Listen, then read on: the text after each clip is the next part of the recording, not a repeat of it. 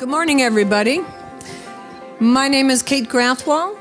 I'm the President and CEO of Vision Loss Resources, and I'd like to welcome you today to this great event. I think I'm already having a lot of fun, and I hope you are. But here we are at the beautiful Golden Valley Golf Club and Country Club, and I can't think of a nicer setting. Comfortable room, good food. So I'd like to thank the Golden Valley Golf and Country Club, I think, for hosting us. I'd also like to thank our sponsors today who made this day possible. Anchor Bank, Deafblind Services Minnesota, the law firm of Chestnut and Cambron, and eCapital Advisors. Thank you all for making this day possible. Yeah.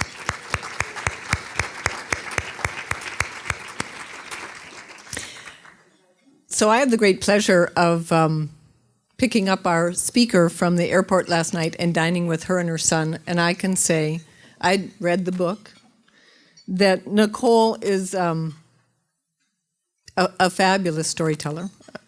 I read the book, so she can write really well. She also can tell a story really well, because I got to listen to her tell all kinds of stories last night over dinner. What I think you'll find and really enjoy is the humor. I laughed so hard I couldn't breathe at times, but at the same time I was laughing because her piercing clarity of the journey of vision loss was so acute. It was kind of like, oh, I recognize that. Oh, it's funny. Oh, it's painful. Oh, it's funny. Oh, it's painful. Oh, I have to put the book down so I can breathe. So you are in for a really great treat.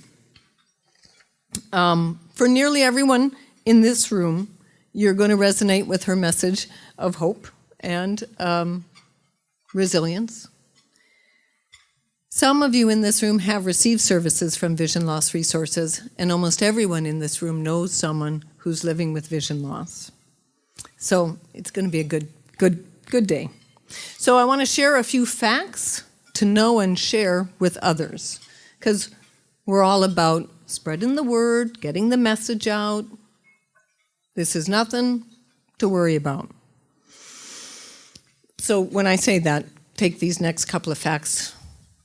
Not to worry, we got it covered. That's why Vision Loss Resources is here. The number of Americans who report a visual impairment is expected to double by 2030 and more than triple by 2050. Since 2000, Vision Loss Resources has served 13,000 people and provided 65,000 services. Right now, the average time between a diagnosis of vision loss, severe enough where you would need services, and or a diagnosis of blindness, right now it takes 5 years on average for you to find an organization like Vision Loss Resources.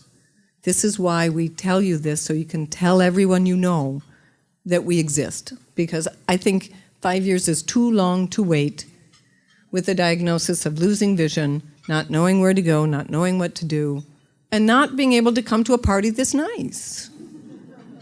So tell all your friends.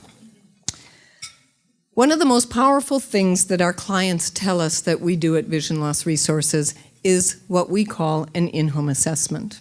An in-home assessment is where one of our staff people comes out to the home and speaks with the person with vision loss. And this is sometimes the first time that someone living with vision loss has had the opportunity to talk to someone and really share how their vision loss is affecting their ability to live their life the way they want to, or independently, however you want to say it. We all know that vision loss can sometimes make us withdraw. We don't want to tell anyone we're struggling. We don't want anyone to know that it's hard. But what happens in that in-home assessment is our staff are there and they listen. And they don't judge. They don't, right away say, oh, we can fix that. We got an app for that, or a magnifier for that. What we do is we listen so that the person with vision loss actually can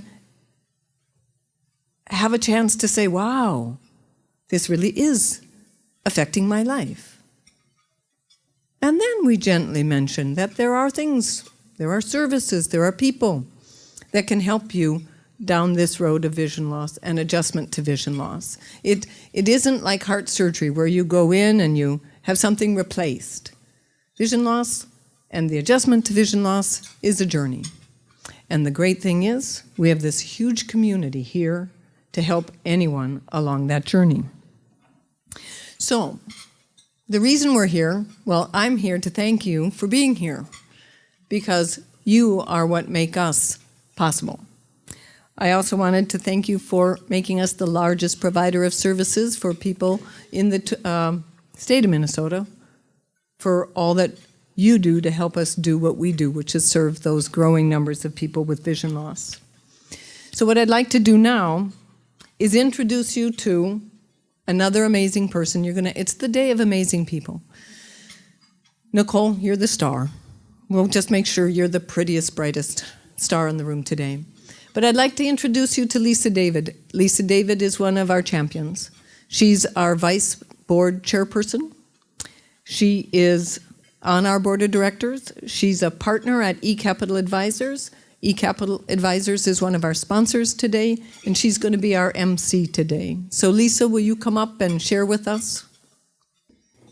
Thank you, Kate. I too want to welcome everyone and thank you for being here today.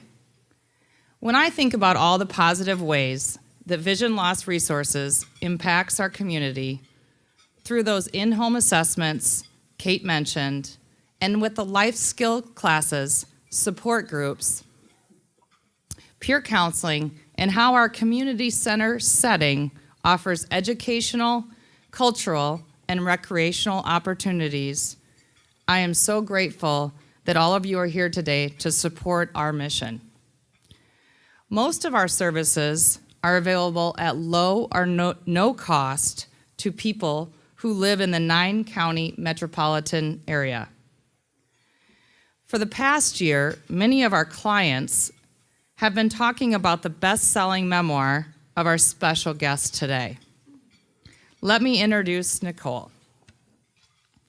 You may already know that Nicole Kear was diagnosed at age 19 with retinitis pigmentosa. But what you may not know about Nicole is that she's a writer who contributes essays and articles to publications, including the New York Times, Psychology Today, Good Housekeeping, and Salon.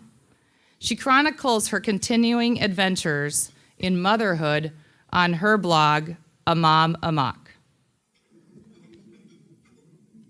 A native and current resident of New York, she admits that even in a town like New York City, where not everyone drives, she still found it hard to finally give up her driver's license.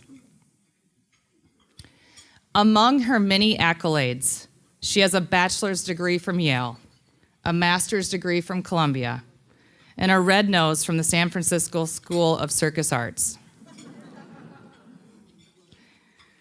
She lives in Brooklyn with her husband, 3 children, and 2 feisty goldfish. And her memoir, Now I See You, was published in 2014 by St. Martin's Press. We are more than delighted to have her join us today. Nicole.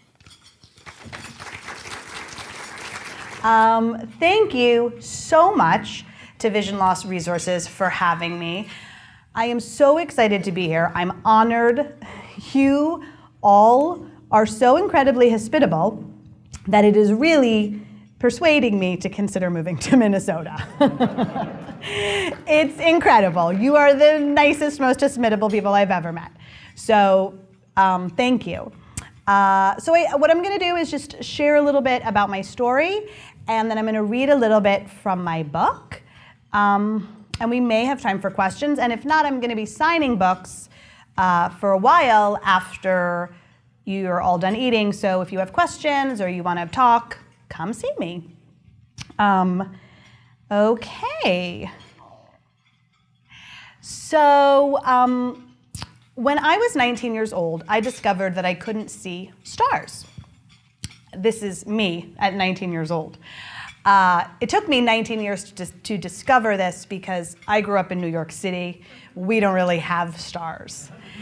But the summer after freshman year in college, I went on a romantic getaway to the beach in Long Island.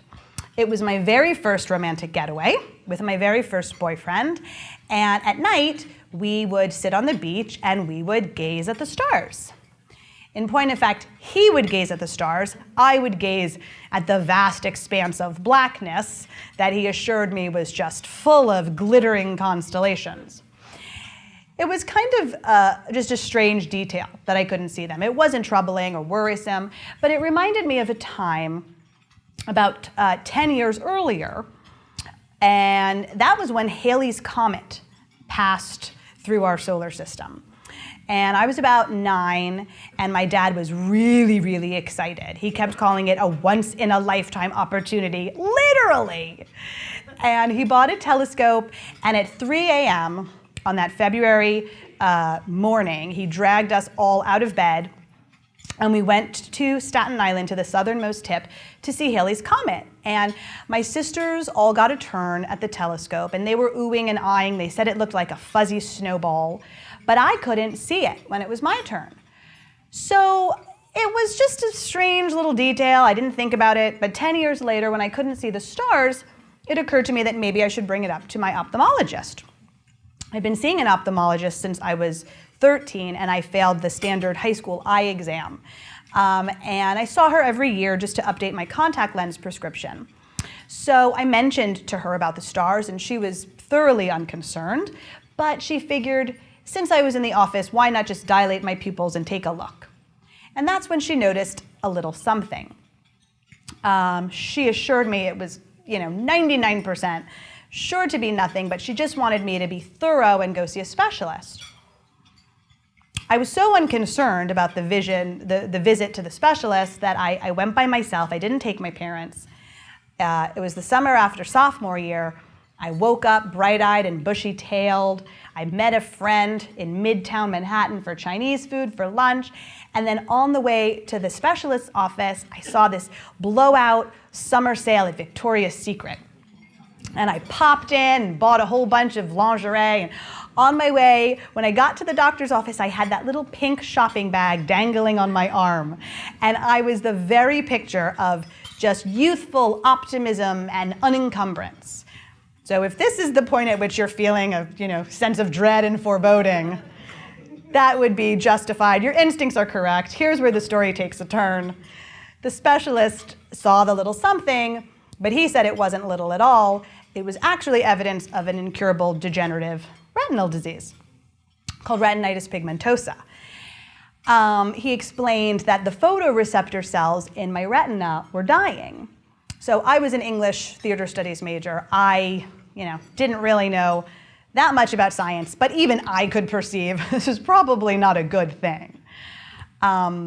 He explained that first, I would lose my nighttime and peripheral vision, and in fact, that had already begun. It was why I hadn't been able to see the stars.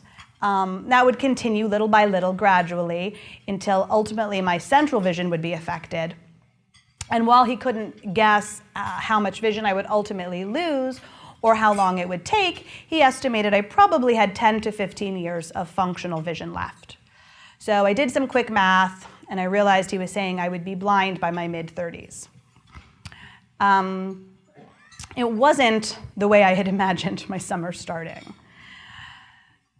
To say that I was blindsided by the news would be an understatement. I didn't even remotely see it coming. And for a few weeks, I really reeled in shock and confusion.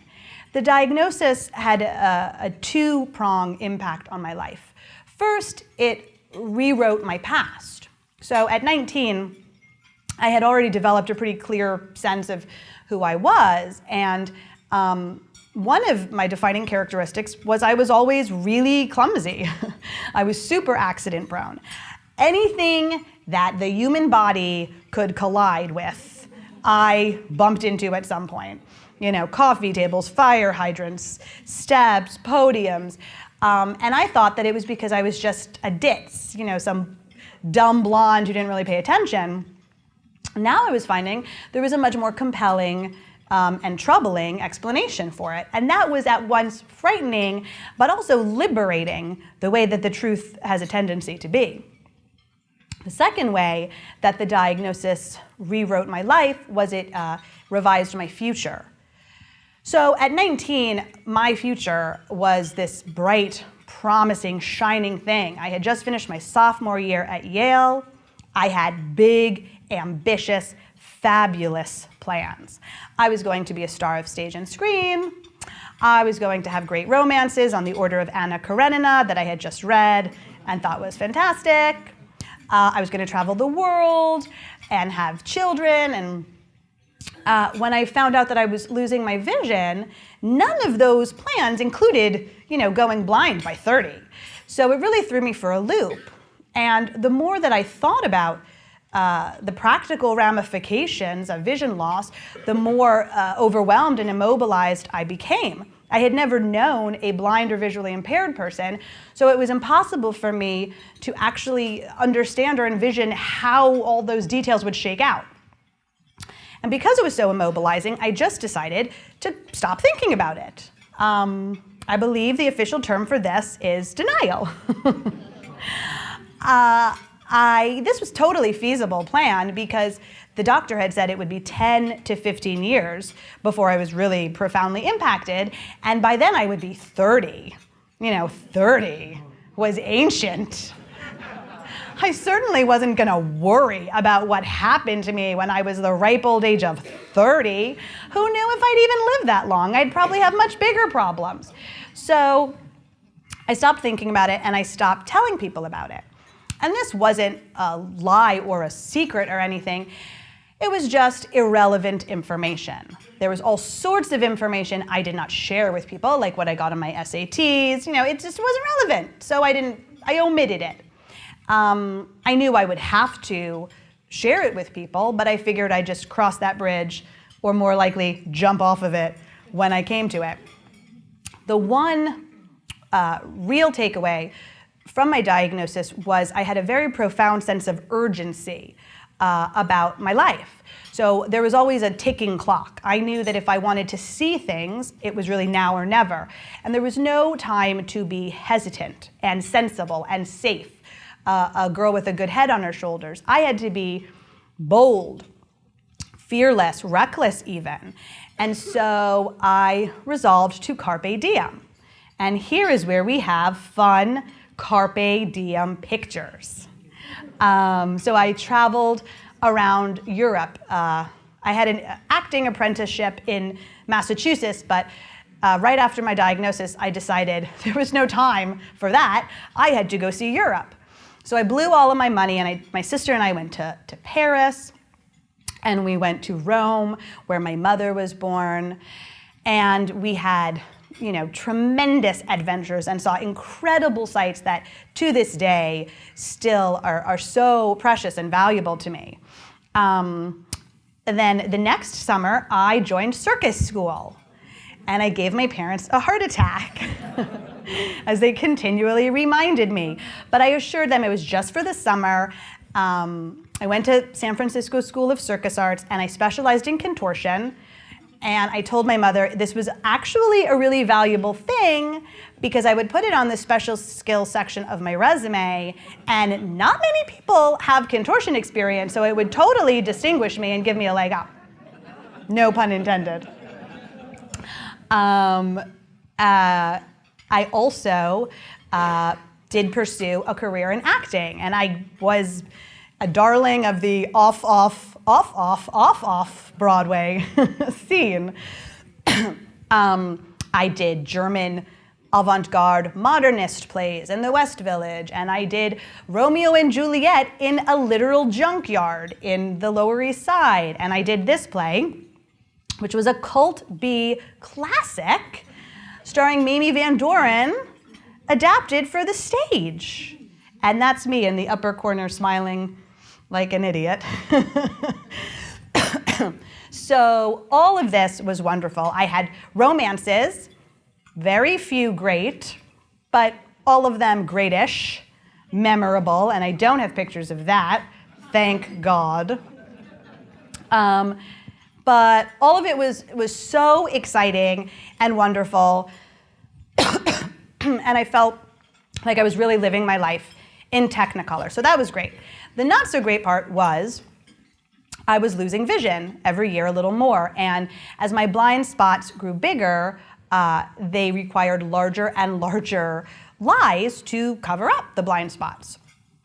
So this meant I got into a lot of sticky situations. One night, a few years after my diagnosis, I was spending the night at the apartment of a guy I was dating in Hell's Kitchen. And it was late, it was dark. The guy was asleep, but I was awake, I was restless, and so I figured I would have a smoke on the fire escape. I didn't really smoke. I wasn't supposed to smoke. No one is supposed to smoke. But I was extra not supposed to smoke because it depleted the lutein in my eyes. You know, I was 22 and I figured, hey, I'm going blind. So really, what's a little less lutein at this point?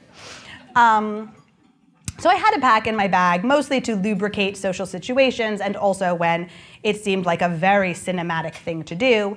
And this was an occasion where it seemed very cinematic. So I fumbled through the dark, got the cigarettes, and I groped the wall to find the window that led to the fire escape. I opened the window and I stuck my leg out, expecting it to meet the cool metal grating of the fire escape, but it didn't. It just kept going and going, farther and farther, until I realized with striking clarity, there was no fire escape out this window. That was the other window. Thankfully, I was able to grab the inside of the wall and I jerked my leg back through and I was left miraculously unscathed. It was, of course, a terrifying experience. And so momentarily, I was really jarred out of this denial. If this was the movie version of my life, I would totally have hit rock bottom.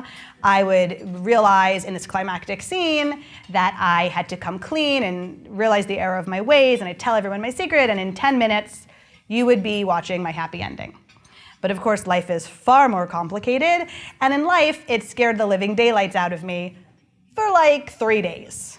And then slowly, the sting of it began to fade and the shock, and then by the time a week had passed, I had forgotten all about it.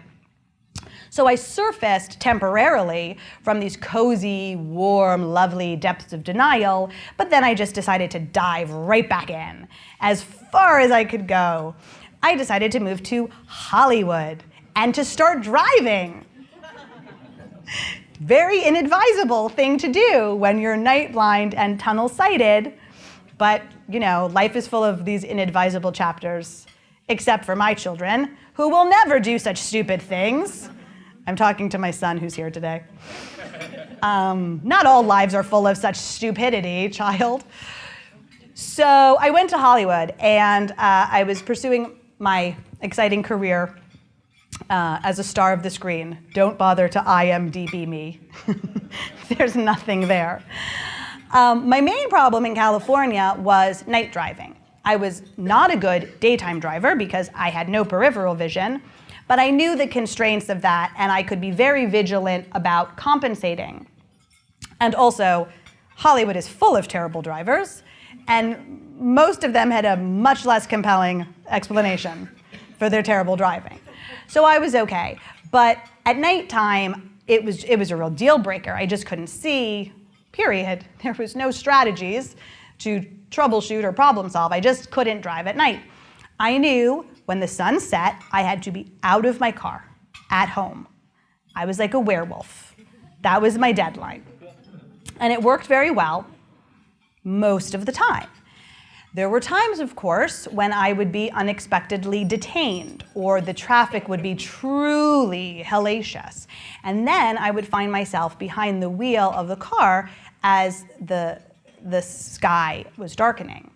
I can still remember those moments, and they come to me in nightmares, where I am sitting behind the wheel of the car, my palms are sweating, my heart's racing, and I'm just stuck watching through my windshield as all of the light leaks out of the sky. Gave a totally new meaning to hell on wheels. They were terrifying moments, but they were not powerful enough either to pull me out of my denial. Thankfully, at about this time, something amazing and life-changing happened, and that I met the love of my life. And I knew he was the love of my life really early on, but what I didn't know is how he would react to the news that I was losing my vision. So I put off telling him as long as I possibly could, but you can only elbow a guy in the jaw and light the wrong end of your cigarette so many times before a guy starts to wonder, what's up with her? So one night I was visiting his childhood home in Tennessee, and I told him the whole story. And I couldn't see his face because it was dark, but I could feel his grip tighten around me in the dark, so I knew he was listening. And the next time I saw him, I was sure he had been listening because he had my name tattooed on his arm. And that was when I knew he was not only the love of my life, but also the man that I would marry and start a family with. So because we were still very much in carpe diem mode, soon after that we got married.